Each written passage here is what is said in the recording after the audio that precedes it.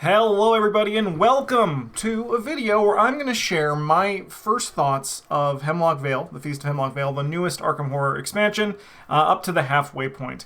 As I usually do with these videos, I'm going to do a spoiler-free section, then I'm going to dive into some spoilers. Notably, this one is actually a bit different because our playthrough hasn't hit the channel yet, but we played half of it last night. At least we think. We're like close to half of it. We played like 7 hours of Arkham. We had a great time playing Hemlock Vale. So I thought I'd want to make this video here. Number one, to actually get my feelings out because we've been sitting up waiting for Hemlock Vale a long time up here in Canada. And number two, because I'm kind of pretty hyped on Hemlock Vale. So why don't we just get this started. These are initial impressions from the blind play, and like Scarlet Keys, this has a little bit of a structure where it's different. However, it's like less open than Scarlet Keys. It's still open, but less so than what we experienced in Scarlet Keys, that campaign. So when I get to the spoiler section, I'm going to be talking about what scenarios we played. I don't know the names of the scenarios, but I know like a gist of the scenarios when we get there. But why don't we dive in and just get my first initial spoiler-free thoughts, at least spoiler-free in terms of the story and like the nitty-gritty details of the story and the scenarios themselves.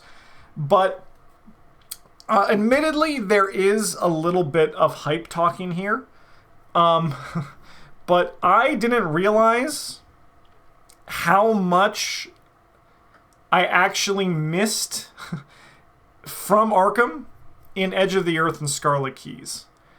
Because I am kind of loving the hell out of Hemlock Vale for my blind play. This is my favorite blind play that we've had as a group since Dream Eaters, I think. Like, even then, like, to me, this is actually, like, my gut is telling me this is my favorite blind play that I've had since Carcosa. Because it's actually making me... Slight spoilers for Carcosa here, but in the second scenario of Carcosa, there's a moment where there's a twist on the scenario. If you've played Carcosa, you know it by now.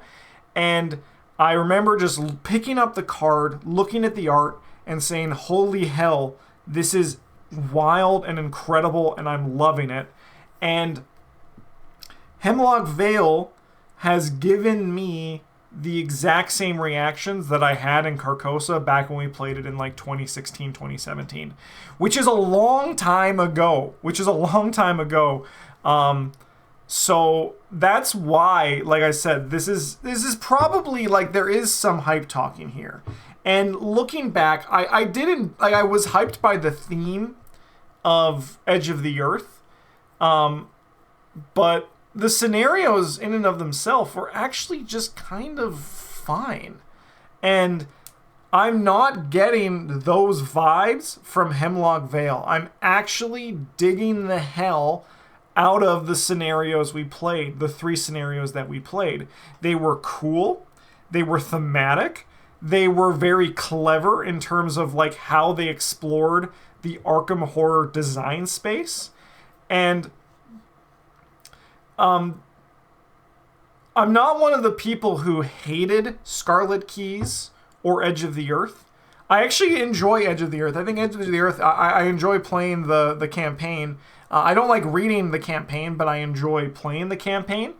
But like, the Feast of Hemlock Vale brought me back to that Arkham that I didn't actually know I was missing, which was wild to me. I was kind of like, when we finished recording and Travis and Bryn left, I actually told Julie, my wife, how much I enjoyed it. And I never tell her anything about like what I do when we're recording or playing, because it's, I don't know, it's just weird to me to talk to my wife about like, oh, we played Arkham Horror and we beat Big Butt Baby. She'll be like, okay, cool, thanks. But with this one, I was actually just like, I'm like, Julie, I feel, I just feel like I don't want to say alive, but it's kind of one of those things. It made me, like, it hit that nostalgic factor of Arkham that was not there for me in Scarlet Keys and Edge of the Earth.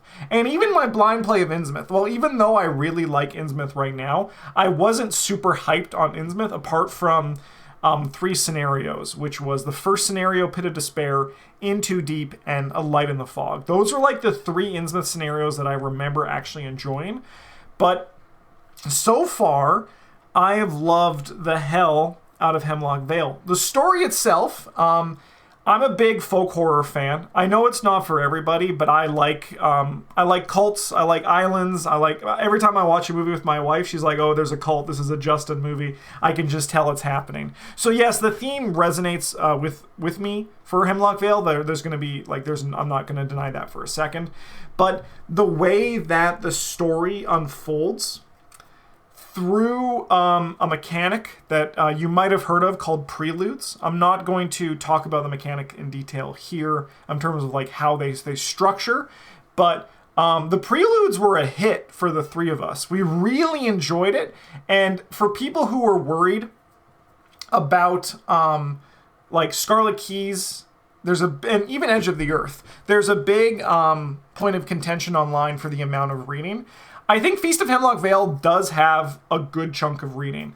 However, it is spaced out between actions, and it works really well. And notably, the intro text is actually pretty short.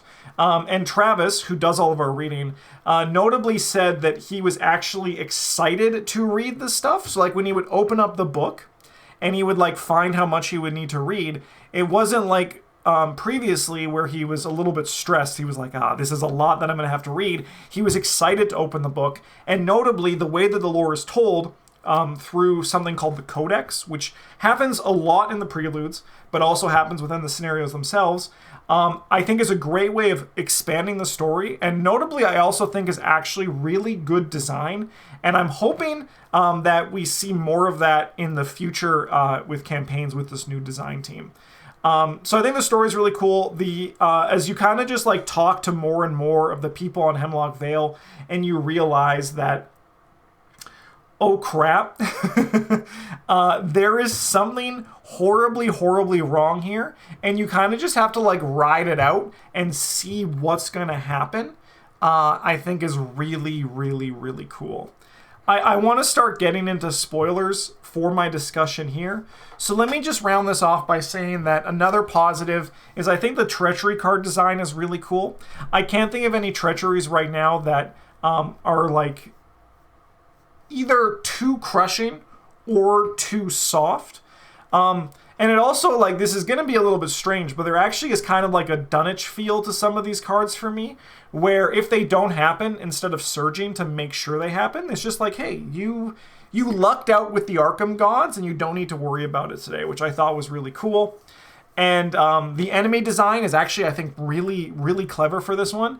And there's a really neat day-night mechanic, which I think is explored, number one, elegantly on the cards. It took me a second to grok it at first, but I did get there, and I thought that was really cool. But it's like very easy once you do pick it up. I made some slight mistakes as we go, but luckily Travis and Bryn are there to help correct my mistakes for those.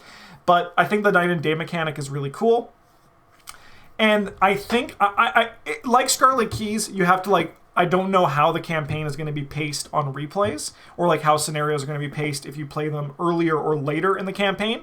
But I do think that the general pacing seems a lot better.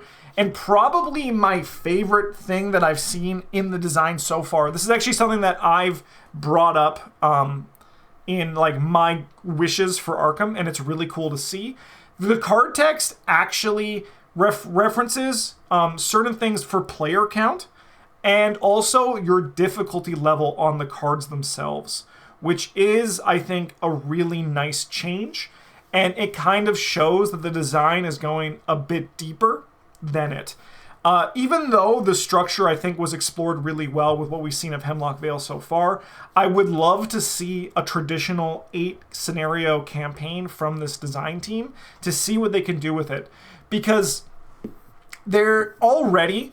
I think that there is this great level of looking at a mechanic.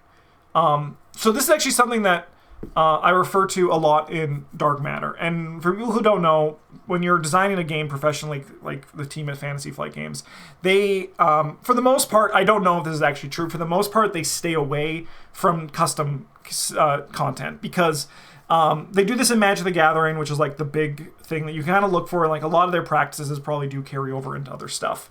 But with the big stuff like that, they stay away from it just to like get any simplicity, like not simplicity, to get some any like, oh, this was you took my design, this was my design, and there, but odds are they probably just came with it on themselves because that kind of thing. So when I'm referring to this thing for Dark Matter, the designers probably don't. I mean, they know. I don't know what they know or what they don't know, but they probably haven't played Dark Matter realistically. But with the scan mechanic in Dark Matter, it's explored in a multiple of different ways throughout the scenarios, and I think that's really cool. And notably, at least in the scenarios we saw, certain mechanics were explored in multiple ways, which is why I'm kind of like really hyped to see and hopeful that we see like a traditional 8-scenario campaign, because I do think that this design team could potentially do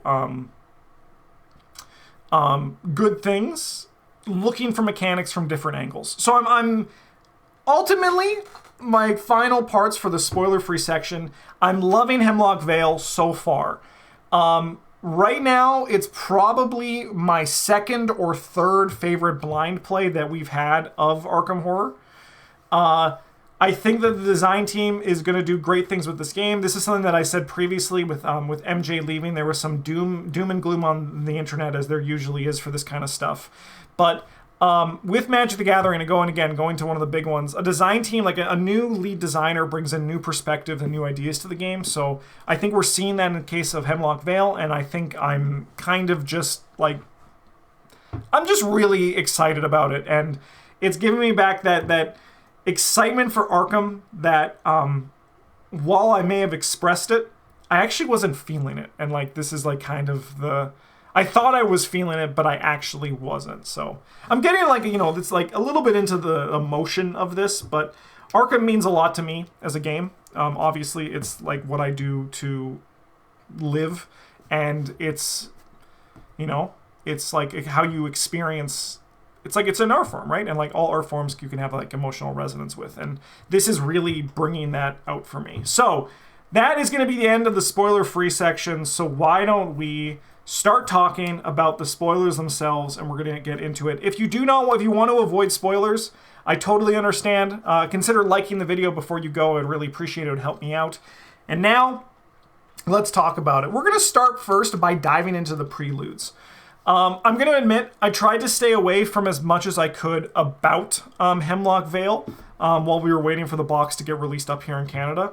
However, I do know about the preludes. I knew about those coming in, that there was like an intro scenario into the actual scenario.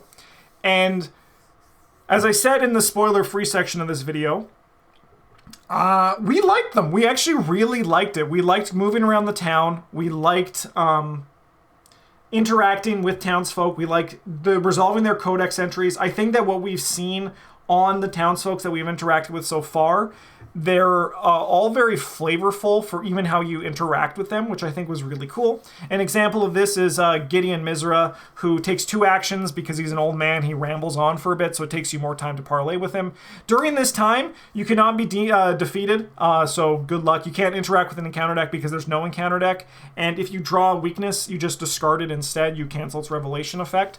So what this basically means is that you are like doing a few setup turns, and how it kind of is, if you look at it this way, it's building your mulligan. You're basically building your mulligan in a preliminary board state, and I think it's actually a very cool and clever way to do that.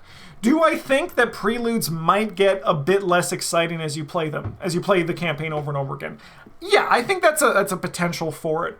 However, if you take out the story part of it and instead you look, how can I build the perfect opening hand? I think that that's a really cool way to explore, like to keep that mechanic a little bit interesting. However, I do know that there is some hullabaloo out there in the community about like the preludes are a little bit wonky for how they work in some of the rules. To that, I say I don't care. I've always been like this with Arkham, where I would rather a mechanic take precedence over, like, I would rather something happen that is, like, a little bit more creatively cool than, like, just follow, like, worry about the details. Like, there's people like being like, you get screwed over by geared up, or, you know, like, your short supply isn't going to trigger because of how things go, or stuff like that. I'm going to get more into that as now that I've actually played them and I can actually join in on the conversation. But I think, like, the reality is just, like, who cares? Like, if you want to, like, I understand that you can't, like, if you bring a geared up deck to this, you're probably going to be like, well, that's unfortunate for your blind run. But, like, just take geared up out. Just change your deck. Like, just try something else. Or alternatively, just play it, realize that happened, and just move on. I think that, like, for the grand scheme of things, while, yes, it's unfortunate that maybe it hoses some strategies here, I do think that it's better for the design space of the game to explore these kind of things. And the Codex, which is you go like this, it's very similar to the flashbacks in Innsmouth, which I think was a great way of dripping a story through a scenario. Because while you're reading a lot, like Travis did read a lot yesterday, but it never was it never was overwhelming in the sense that, like, it was the 20-minute opening for that kind of thing. It's paced really well. 20-minute for Edge of the Earth, like roughly around there. That's was like what our blind run read of it is. And it was fun for Travis to open up the Codex. We interact with the person, and we kind of want to do it again and again and again, because it's like dripping the story while also forcing you to mechanically interact with the story. This is something that I actually have talked about previously, and why I think the Codex and, like, the parlay actions with the villagers and even, like, the cards, that the allies that you get, work really well, because you are prompting that story to happen. Where if you look at it like, well, the intro and the outro, it's fun to read them, or like an interlude in a scenario, they're not terrible to read, right? For the most part. However, you're not doing anything, right? You are in the scenario. You're just like, you're reading the thing to set up to play the game. This is what's happening. We're setting the scene for you. The difference is, if you parlay with someone, or you bring someone to a certain location and interact with them, you have now completed an objective. You, as the player, did the thing which allowed you to read this story. The story was a reward for you doing a set of actions in the game. The story is evolving because of what you are doing, as opposed to just having to read a story to play the game. And that's why I think the Codex works so well, and why the stuff that's happened in, like, how the story is told in Hemlock Vale is resonating with us a lot more. Because we as players, while we do like the story of Arkham, right? Like, I do like the mood that it sets. However, my favorite scenarios, Carcosa, In Too Deep, A Light in the Fog, Unspeakable Oath, Blood on the Altar, these are scenarios that tell their story in their mechanics through the scenarios, or like within, like, the things that happen in the scenario. And I think that there is a lot of that in Feast of Hemlock Vale, and I think the preludes are actually kind of an example of this emergent storytelling that can happen in a scenario in the game of Arkham. The villagers themselves are all actually really cool. I think there's 8 of them, and then there's, like, the 2 on the expedition, and then a few others that you can find. They're all bangers. I think the characters are all cool. I like that they have their own stories. I'm excited to explore more of their stories and see, like, when interacting with certain other members leads to, and other things like that. So I think that's going to be really cool to see evolve as we play and, like, you know, get through more Feast of Hemlock Vale. Yeah, I'm probably missing something, but again, as you can see, I'm kind of just like waxing poetic about this kind of stuff, because I'm just like, I'm super hyped on it. I'm honestly, like, kind of just really happy with Hemlock Vale, and can't wait to finish it off. It also helps that our decks have been really fun too. The whole thing's really fun. The 3 scenarios that we played, the first one we played was the Lost Sister. That's the one where you go to the small fishing village nearby, and you have to go into the caves to find the aforementioned lost sister. And when you do, you this is fun. So the day-night mechanic. How we read the mechanic when we first opened up the book is that if it's a day card, it's day. If it's a night card, it's night.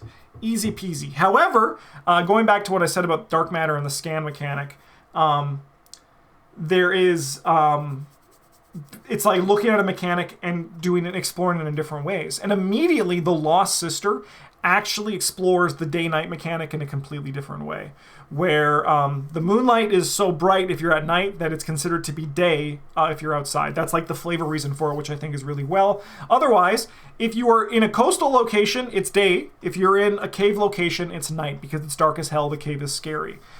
Which means that as you're moving through, when you're going through certain locations, some creatures might change their appearance, their shape, because their threat level because of its day or night. If they're in the bright light, or if you're covering them in the darkness, which I thought was really cool. And again, because of how things are done, where like you take a basic mechanic and then flip it on its head, it immediately opens up an entirely new design space for both the designers and also for us as the players, which is the important thing because I'm coming from the perspective of a player, where it immediately changed everything from, instead of these creatures are always this way, but rather, how can I take advantage of which form these creatures are in? And this climaxed into the final boss battle of that scenario. When that first boss battle, the giant crab monster, which was the card that I picked up, as I was talking about earlier, like in Carcosa, or I picked it up and I just couldn't put the card down. I was just like, I'm predisposed to liking things that have to do with water or the ocean. It's like those creatures are like kind of my favorite. So like I'm already attached to the scary crab. But the art was incredible, and the way it told the story, so the has a day and a night version of it. And you find it in a dark cave, and it's big, and it's scary. And I looked at the monster, and I was like, how the fuck do we beat this thing? I was trying not to swear in this video, my bad. How in the beep do we beat this thing? I was like, this thing is unstoppable. But then I remembered, well, actually, Bryn reminded me. But Bryn was like, we were like, oh, there's the daylight locations, and it has a daylight side. So you fight it on the dark side at first, where it's really big and scary. But you were able to, with the act and agenda, with text that seemed meaningless to us when we first saw it, you're able to pull it out of the caves, lure it out into the daylight. And notably, when you flip it to its day side, it's less threatening. It doesn't heal. And it also takes damage when it flips into that side, which means that, okay, we just got to lure this thing out of the cave, and then we have a better chance of fighting it. And this, going back to what I said earlier, is all theme and flavor that is told entirely through game mechanics.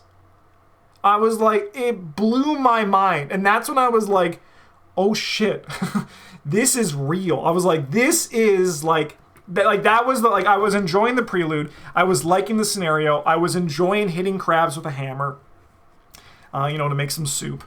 But that moment when I realized this is telling a story through game mechanic that I actually don't really recall feeling in any other moment until now, I was like, holy hell, this is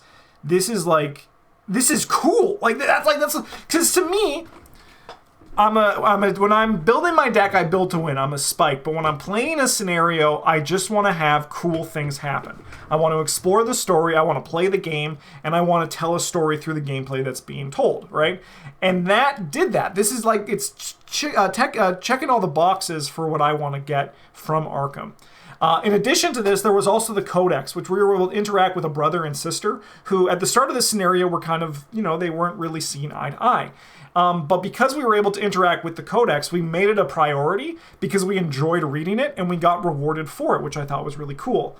Notably, There were some mini boss monsters in this set, which involved some crabs or lobsters that had hard shells. And again, you could use the same strategy looking back to flip to its other side. If you brought it into like the night, it was easier. The shell was softer in the night, so to speak. That was also a really cool thing because it also was an enemy that changed how things were. In addition, I have been enjoying the elusive keyword. I do feel like I feel like I'm playing it wrong. I don't think I am. I read the text like a few times, then also read the text again afterwards. If I was like actually playing it correctly. And I was, but I just feel like it's easy to game. So that's like my only concern with the elusive mechanic, is that right now I actually think it's more of a benefit than it is a hindrance. But that just might be because of how I was approaching the card and how I approached the game of Arkham as a whole. Like how my play style, I mean, right? Like, so that kind of thing. But I like it. I'm enjoying the elusive, but right now I'm just a little bit worried that I can game it a bit too much, but we're going to see how it evolves as it goes. With that said, The Lost Sister was a win of a scenario. I enjoyed it. Honestly, I don't know. I have to see on replays if it's going to be up there with my favorites, which, if you don't know, my favorite scenarios are Unspeakable Oath, Blood on the Altar, and A Light in the Fog. But I think it is I really enjoyed the scenario, and I thought that was really cool. After that, we went and played The Longest Night, which was a mechanic that explored the pursuit area again. In this one, you have a lantern, and you're moving around in a scary woods, and you're trying to find your good friend Birdie, who is not at all infected by a brain mushroom. Don't worry about Birdie. Birdie's going to be A-okay.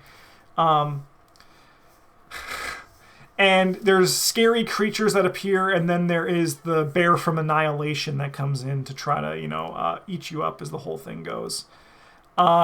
This was a scenario that I thought was flavorfully really cool. The mechanic of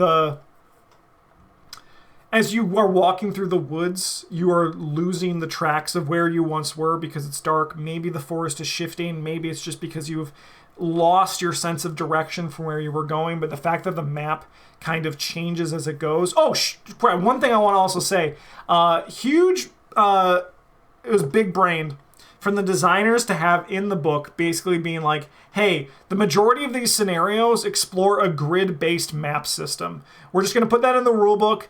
So if there's no connection markers, adjacent locations are connected to one another. We're not going to add that rule baggage onto our acts and agendas to just like eat up space. This is just how this campaign works. I thought that was a huge, very smart decision to just get that across in the rule book, and then, hey, just don't worry about it. And I think it's also kind of cool because it explores that grid-based way. Going back to The Lost Sister, it works very much similar to... They work very similar to the Palin Mask and Pit of Despair, where the maps kind of are going to be built around that kind of thing, which is, I think, personally a really cool thing, and I'm excited to see how else it goes and what else can like explore that world as it happens. Back to the Long Night. I think that's what it's called. I could be like, I don't really know what the names of these are internally completely, but I think that's what it's called. This scenario was... I liked it less than The Lost Sister, but that's because I kind of actually just, like, I really liked The Lost Sister, so it's not that I didn't like the Long Night, it's just that The Last Sister was kind of like living rent-free in my brain for a bit after finishing it, and I kind of just had to keep playing it. But that one was really cool because it also explored...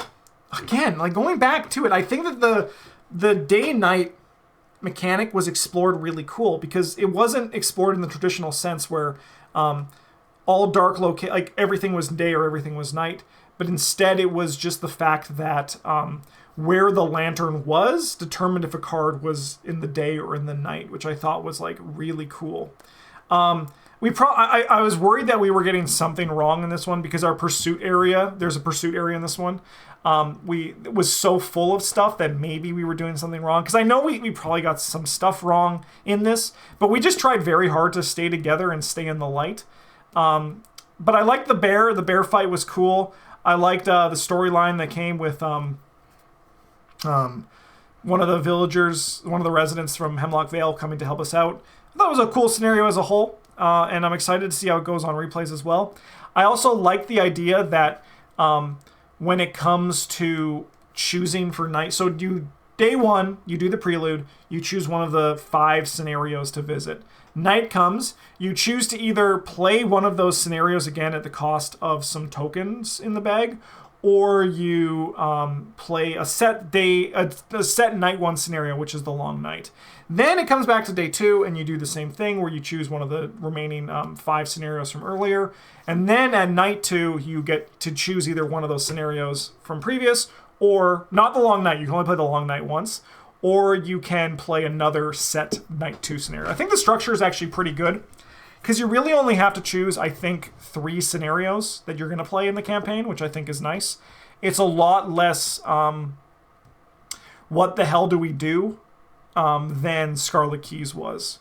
For day 2, the prelude was still really cool. I still enjoyed the prelude. And then we moved into the thing in the depths, the swamp one in the bog. And this was a neat scenario that, admittedly, I don't want to spoil too much about our playthrough because, again, this is coming out in the near future. I'm trying not to add any results for how our playthrough went because I don't want to spoil people who are going to be checking that out. These are just my thoughts on it. With how the cookie crumbled, that one I don't feel like I feel like there's still a lot to explore in that scenario. But I really enjoyed the simple mechanic of the bog sinking for where you were, so you always wanted to keep moving. Additionally, I like the idea that if you're trusting the cult, you get cultist tokens, and cultist tokens have been positive, and there's no way that's going to turn on us near the end, right? We're not going to get punished for trusting the cult, right? You never get punished for trusting the cult.